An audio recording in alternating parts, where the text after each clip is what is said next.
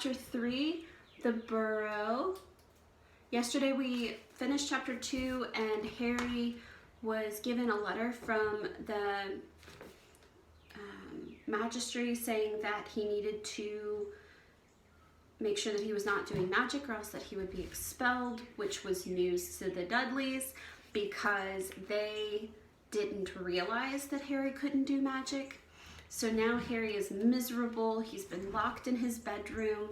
Dobby brought him a message and told him to not go back to Hogwarts for the next school year, but Harry very much wants to go back. Harry also found out that Dobby had been keeping Harry's letters all summer, thinking that if Harry thought he had no friends, that he wouldn't go back to the school. But again, that's far from the truth. Harry really does want to go back, and now he's just sad and in his room. He's locked in there. And we start with chapter 3, or we ended in chapter 2 with Harry being awoke from a dream to find Ron in his window. So let's see what happens and how Ron got there and why Ron is even there. So chapter 3, the burrow. Ron, breathed Harry, creeping to the window and pushing it up so that they could talk through the bars. Ron, how did you... What the... Harry's mouth fell open as the full impact of what he was seeing hit him.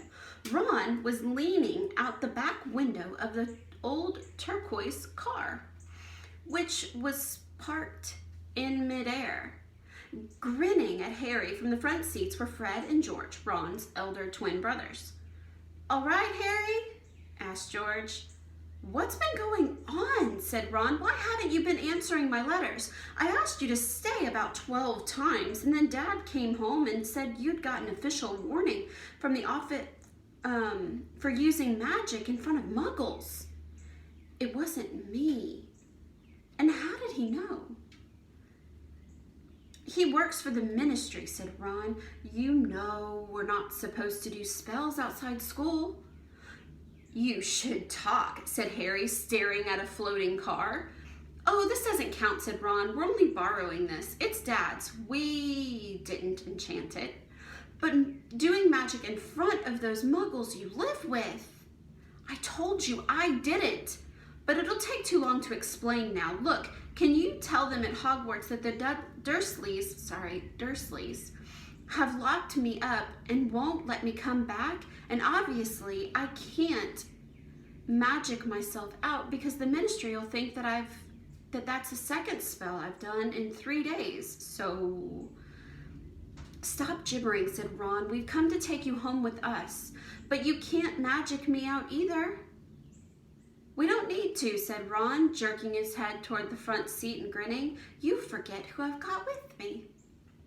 Tie that around the bars," said Fred, throwing the end of the rope to Harry. "If the Dursleys wake up, I'm dead," said Harry as he tied the rope tightly around the bar, and Fred revved up the car. "Don't worry," said Fred, "and stand back." Harry moved back into the shadows next to Hedwig, who seemed to have realized how important this was and kept still and silent. The car revved louder and louder, and suddenly, with a crunching noise, the bars were pulled clean of the window as Fred drove straight up in the air. Harry ran back to the window to see the bars dangling a few feet above the ground. Panting, Ron hoisted them up into the car. Harry listened anxiously, but there was no sound from the Dursleys' bedroom. When the bars were safely in the back seat with Ron, Fred reversed as close as possible to Harry's window. "Get in," Ron said.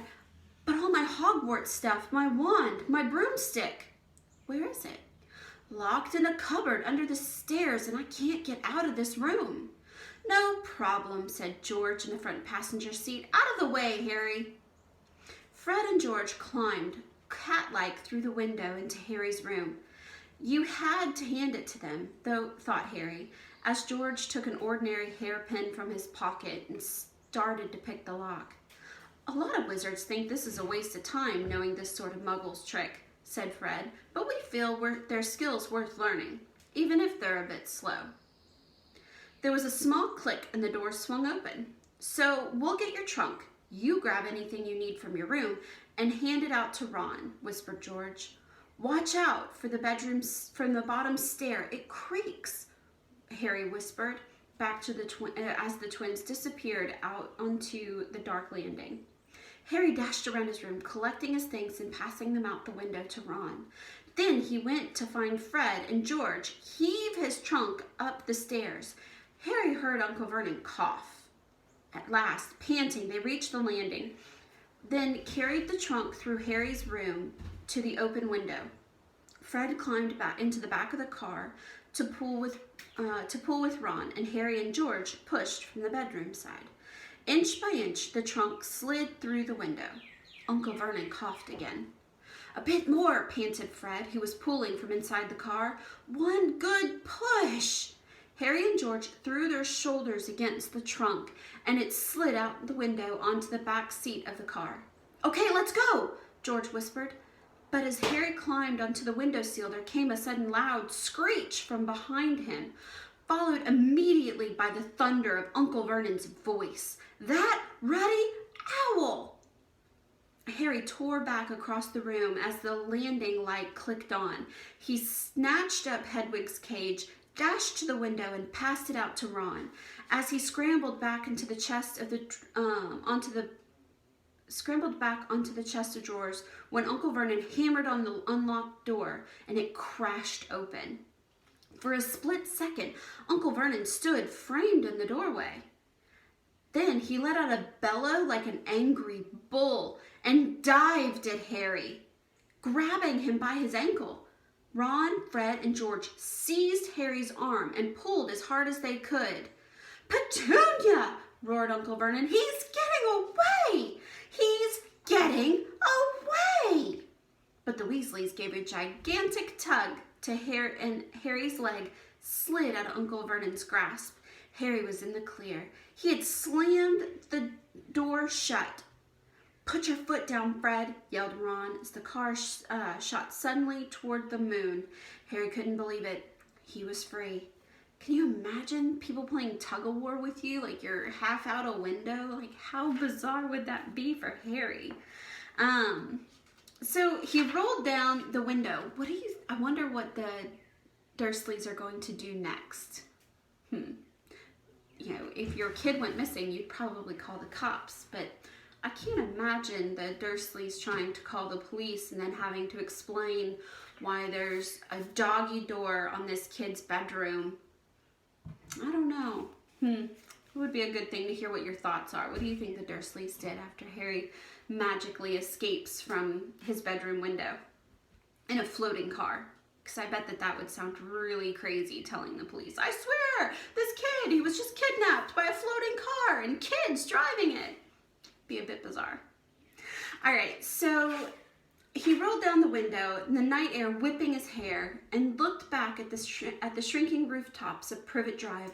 Uncle Vernon, Aunt Petunia, and Dudley were all hanging dumbstruck out Harry's window. See you next summer, Harry yelled. The Weasleys roared with laughter, and Harry settled back into his seat, grinning from ear to ear. Let Hedwig out, he told Ron. She can fly behind us. She hasn't had a chance to stretch her wings for ages. George handed the hairpin to Ron, and a moment later Hedwig soared joyfully out the window to glide alongside them like a ghost. So, what's the story, Harry? Said Ron impatiently. What's been happening? Harry told them all about Dobby and the warning he had given Harry and the fiasco of the violet pudding. There was a long, shocked silence as he had finished. Very fishy, said Fred finally. Definitely dodgy, agreed George. So he wouldn't even tell you who was supposed to be plotting all this stuff? You don't think he could, said Harry. I told you, every time I got close to letting something slip, he started banging his head against the wall. He saw Fred and George look at each other. What? You think that he was lying to me, said Harry. Well, said Fred, Put it this way, house elves have got a powerful magic of their own, but they can't usually use it without their master's permission. I reckon old Dobby was sent to you to stop you from coming back to Hogwarts. Someone's idea of a joke. Can you think of anyone at school with a grudge against you? Yes, said Harry and Ron together instantly. Draco Malfoy. Harry explained. He hates me. Draco Malfoy, said George, turning around. Not Lucius Malfoy's son. Must be. It's not a very common name, is it? Said Harry. Why? I've heard Dad talking about him, said George. He was a big supporter of you-know-who. And when you-know-who disappeared, said Fred, craning around to look at Harry, Lucius Malfoy came back saying he had never meant any of it. Load of dung. Dad reckons he was right in you-know-who's inner circle. Harry had heard these rumors about Malfoy's family before, and they didn't surprise him at all. Malfoy made Dudley Dursley look like a kind, thoughtful, and sensitive boy. I don't know whether the Malfoys own a house elf, said Harry. Well, whoever owns him will be an old wizarding family, and they'll be rich, said Fred. Yeah, Mom's always wishing that we had a house elf to do the ironing, said George. But all we've got is a lousy old ghoul in the attic and gnomes all over the garden. House elves come with big old manors and castles and places like that. You wouldn't catch one in our house. Harry was silent, judging by the fact that Draco Malfoy usually had the best of everything. His family was rolling in wizard gold. He could just see Malfoy strutting around a large manor house, sending the family servant to stop Harry from coming back to Hogwarts. Also sounded exactly like the sort of thing Malfoy would do. Had Harry been stupid to take Dobby seriously? I'm glad we came to get you anyway, said Ron. I was getting really worried when you didn't answer any of my letters. I thought it was Errol's fault at first. Who's Errol? Our owl. He's ancient. It wouldn't be the first time he had collapsed on a delivery. So when I tried to borrow Herm's... Who? The owl Mom and Dad bought Percy when he made prefect. He said from the front. But Percy wouldn't lend him to me, said Ron. Said he needed him. Percy's been acting very oddly all summer, said George, frowning, and he has been sending a lot of letters and spending loads of time shut up in his room. I mean, there's only so many times you can polish that prefect badge. You're driving too far west, Fred, he added, pointing at the compass on the dashboard, and Fred twiddled at the steering wheel. So does your dad know that you've got the car? Said Harry, guessing the answer. No, said Ron. He had to work tonight. Hopefully we'll be able to get it back into the garage without Mom noticing we flew it. What does your dad do at the Ministry of Magic anyway? He works with the most boring department, said Ron. The Misuse of Muggles Artifacts Office. The what? It's all to do with the bewitching things that are Muggle made, you know, in case they end up back in the Muggle's shop or house. Like last year, some old witch died and her tea set was sold to an antique shop. The Muggle woman bought it, took it home, and tried to serve her friends tea in it. It was a nightmare.